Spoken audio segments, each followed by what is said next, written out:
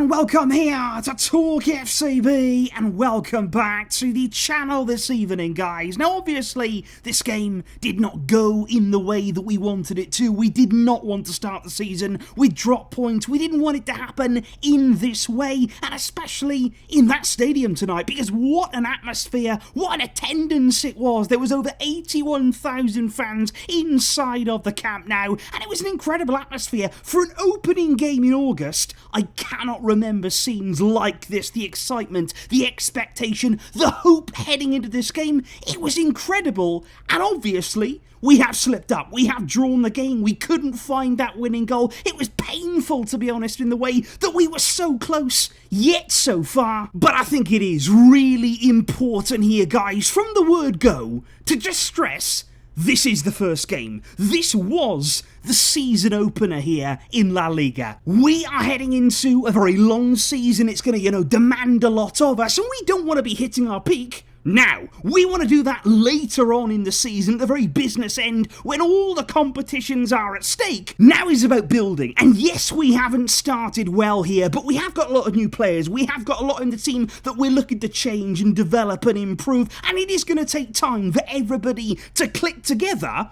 but I do understand the frustration, and me tonight, I am gutted. I feel absolutely flat right now that we haven't won this game. Because, of course, with those new players and with all of that quality we have now added, and Xavi will know this only too well, the expectations, they've increased. People expect more of Barca now. We are expected to bring the results, and tonight we haven't done. So that is why in today's video we're going to try and stay balanced. We're going to try and put all the emotions out there at the same time, realising this is the beginning, this is the start of the new season, but what do we need to improve already? What can we do better? We're going through the big moments, we're going through player by player, analysing it all and laying it all on the line.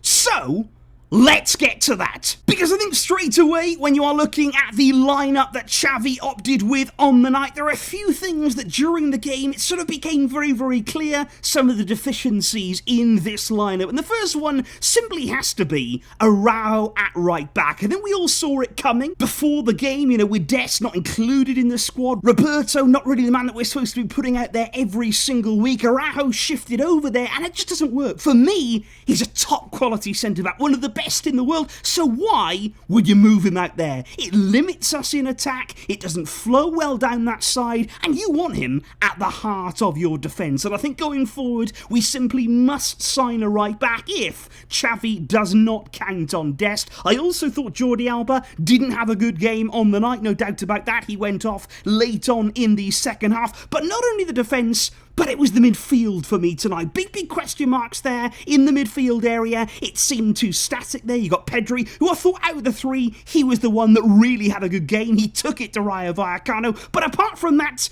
there was nothing penetrating. In that midfield there wasn't enough to disrupt Rayo. They were sitting deep, very, very difficult to break down, and we needed forward runs. We needed penetration from midfield, and we didn't get that, I feel, in the first hour of the game. But the man who did bring that, coming off the bench, you've got to say, it was Frenkie de Jong. Xavi did not take long there to call upon Frenkie. He was the first sub that came on there along with Roberto, and you've got to say, fantastic once again. Just like he was when he came off the bench in the Joan Gamper Trophy, Frenkie is playing right now like he's angry. He is playing right now like he has a point to prove.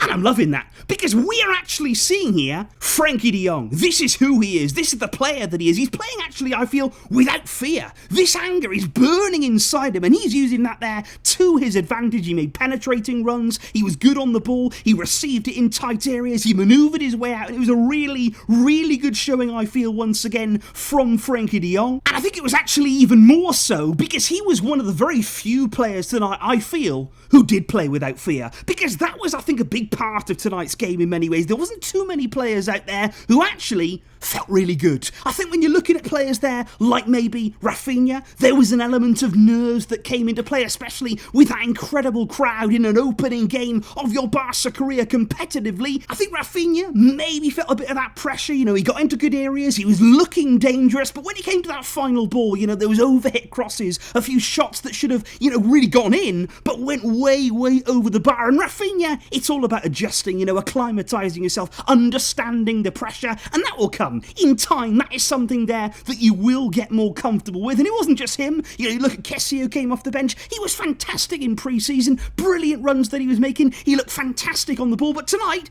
it just all looked out of sync. You know, he didn't look quite comfortable out there. And again, it comes down to nerves. It comes down to handling the big occasion in this Barca shirt. And it will come. The confidence will arrive for these players. And even not about new signings. You look at Dembélé tonight. He again in pre-season, he was our best player. He was absolutely incredible in pre-season. So many electric performances. But tonight, just didn't show that. Just didn't have that same level. You know, he was getting into good areas, but the final pass wasn't there again. There was heavy touches from Dembélé, and there was players out there who just wasn't quite at the level that we needed them to be. And I think you look at Robert Lewandowski as well. You know, he's one of the players who probably has the most pressure on him, the most expectation coming into this season. So many fans out there really looking to get a glimpse of him. And I did think he was unlucky tonight. I thought there was a few times in the game, you look at the first half, he had a disallowed goal. That was a brilliantly taken goal. Just chips it over the keeper. Effortless sort of finish there. Very, very unlucky that he just strayed offside. There was a few penalty appeals throughout the game with him. I did feel as though tonight, guys, the refereeing wasn't great. This is La Liga, though. We kind of come to expect that by now. But for me, there were a few decisions that you thought, really? Have you actually made that decision? And I thought Lewandowski, he did have chances. The second half especially, there was one in there where I thought, that's it. That is the winning goal right there. The left-footed shot across the box, going into the far post. I thought it was going in, but it just goes wide. And it was that kind of night there for Robert Lewandowski. But again, the goals will come in time for sure. And I think it just seemed like one of those games, really, didn't it? You know, Ansu Fati came off the bench. He had a really good shot on goal that was just palmed away. Another incredible save it was from Dimitrievski, who again was outstanding there. An opposition goalkeeper once again rising to the occasion against Barca. I thought Ansu was more explosive than we've seen him in pre-season. That's a big positive for Barca. We want to see a lot more of that from him, but it just didn't happen for us. In some way or another, we couldn't quite get over the line. We couldn't quite get that finishing goal, the one that we so desperately wanted.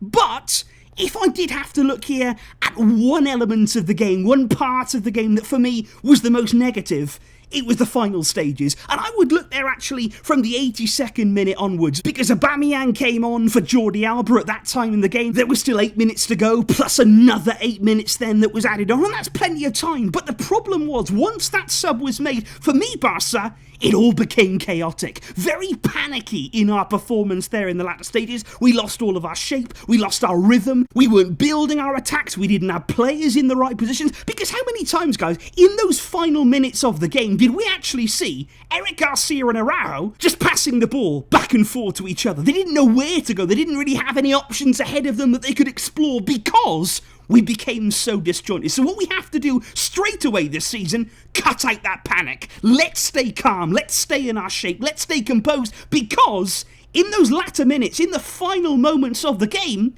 Rayo could have scored. And this is when I have to talk about probably the most influential player, the one that leaves tonight's game having really left his mark, Marc-Andre ter Stegen. What a performance from him, because he didn't have much to do. There wasn't a great deal of shots that came in from Rayo, but when they did, oh, he had to be good. He had to be really on form there. One in the first half, real point-blank save. He rushes off his line. Brilliant stop that was. And then in the second half, late in the game, a really acrobatic save, fingertips to get there, to deny Rayo Vallecano the winning goal. Big saves from ter Stegen. And that is the way that he would have wanted to start his season. And I just think tonight, guys, when you are looking at this game as a whole, you know, in terms of the team and also in terms of Xavi too, I think it's more of a bad result than it was a bad performance. I don't believe that Barca played a bad game today. I don't really think you could say that. We got very close, we got into good areas, we dominated the game, we had shot after shot, corner after corner,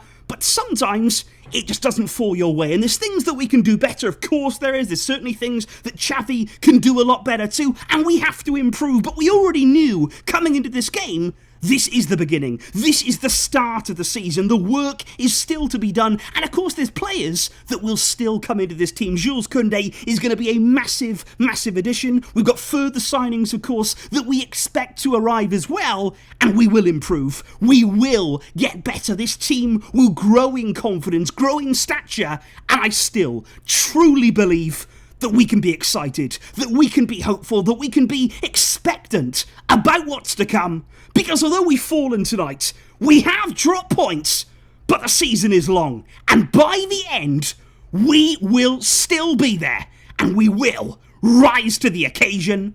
Please do let me know, guys, what you feel after this opening game, the emotions that you are going through right now. What did you make of the performance? And individual players, too, who stood out for you and also who did not impress. I'm sorry tonight, guys, that the match review was a little bit delayed. I really hope, though, that even despite the result, you still enjoyed all of the build-up and all of the feeling, really, surrounding this new season. There will be more videos to come. We've got a big week now on the horizon, and the work, certainly, from me and indeed the team. It will not stop. I will see you soon with more to come. Thank you for your incredible support and for all of you guys tuning in and getting involved here. Thank you for that, because we must stay together. But until next time, guys, as always, Visca El Barça.